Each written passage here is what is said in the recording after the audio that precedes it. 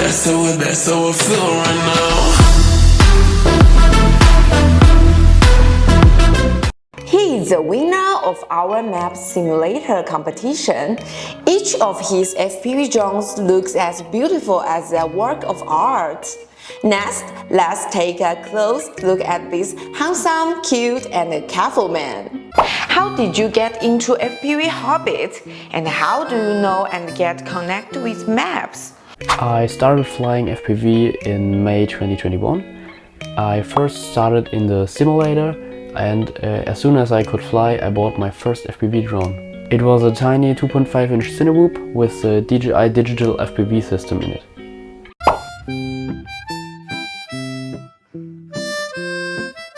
I got contacted by MEPS via Instagram, and they asked me if I want to try some of their motors. I did some research about the company and the product, and I finally decided to give them a try. I bought 8 of the 2306 1950 kV motors in fluorescent green, and I have to say I really like these motors and I use them since this day. What MEPS products do you use and what's your opinion on them?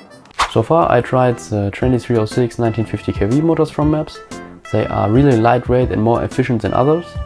That's why they are perfect for me, because I'm mainly chasing race cars on racetracks. I need efficiency and a lightweight drone.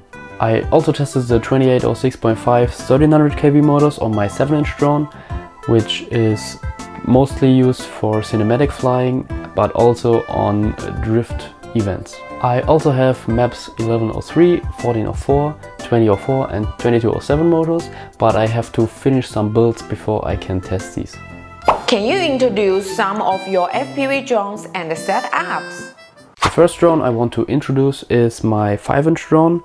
It is based on an Impulse RC Apex dead cat frame, which means the propellers are not in the camera view. I use the DJI O3 system and the Express RS radio system, and I mainly use a GoPro Hero 11 Mini on it, but also sometimes the DJI Action 2. This drone does reach 220 km per hour and it's necessary for chasing the race cars on the racetrack. I also use this drone for freestyle, but I mainly do cinematic videos.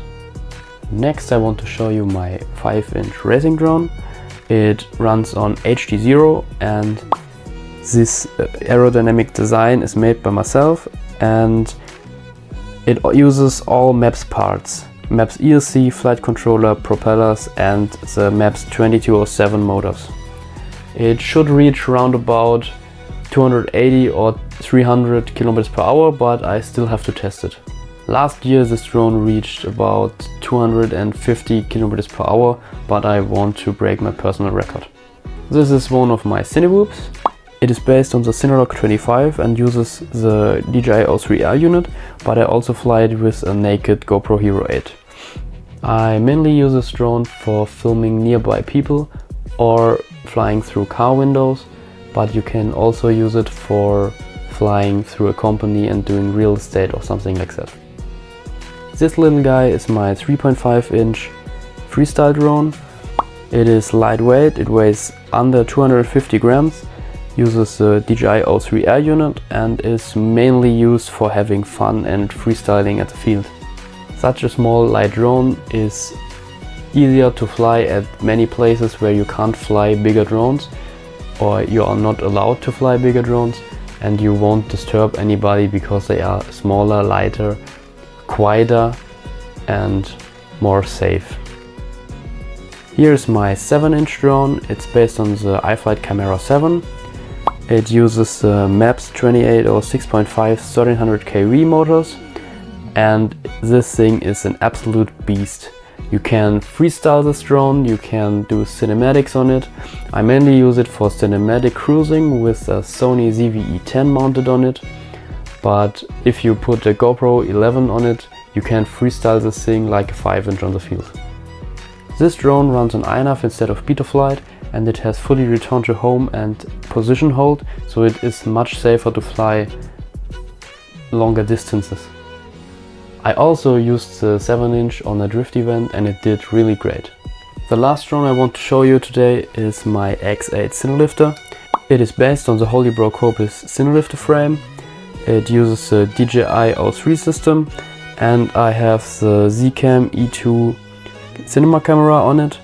This drone is an absolute beast. I did fly it for Drift United on their drift battles, and the 4K 120 FPS of this camera, it's just beautiful.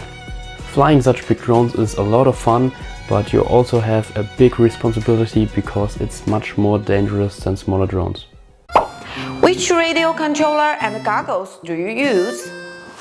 As radio controller, I choose the Radiomaster TX16S. I modified it with the Radiomaster AG01 CNC gimbals and with some carbon cover. And as radio protocol, I chose the ExpressLRS module because I recently had some problems with my TBS Tracer module, and that's why I switched to ExpressLRS. For the FPV goggles, I choose the DJI Goggles V2, and the reason is they are bigger, they have a bigger screen, and I really prefer them over the new DJI Goggles 2. I installed the Maple Wireless Mjolnir Pro antennas, which give it a better range and penetration. I really love the big screen on the V2 goggles. It's much more immersive than on the Goggles 2, and the quality loss isn't noticeable at all. Do you have any suggestion for beginner on equipment? For a beginner, you can also use the Radiomaster TX16S. It's a bit pricey, but the colored touch display makes it so easy to operate. But if you're on a budget, you can also use a Radiomaster Boxer or a Zorro. For the video system, I would recommend the DJI digital system. Doesn't matter if the old one or the new O3 system. There are also alternatives like Walksnail, HG0 or even analog. But everybody has to decide what fits best to their budget. And any advice you would offer to someone looking to get started with FPV? If you want to start FPV, I would recommend buying a radio controller.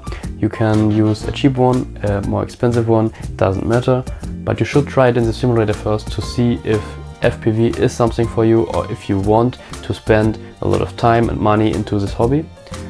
You can also do it like me. I started with a PS5 controller on a smartphone.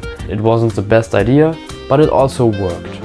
How do you envision the future development of FPV technology? Getting into FPV is easier than ever, and that's because of the fast evolution of FPV technology. I am convinced that the technology will improve even faster, and we will get more reliable systems and new features in just a few years.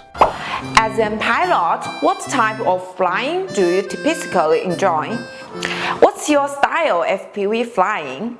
I'm more a cinematic pilot. I do mostly car chasing, motorbike races, mountain bikes and some landscapes, but I also want to do some more freestyle stuff.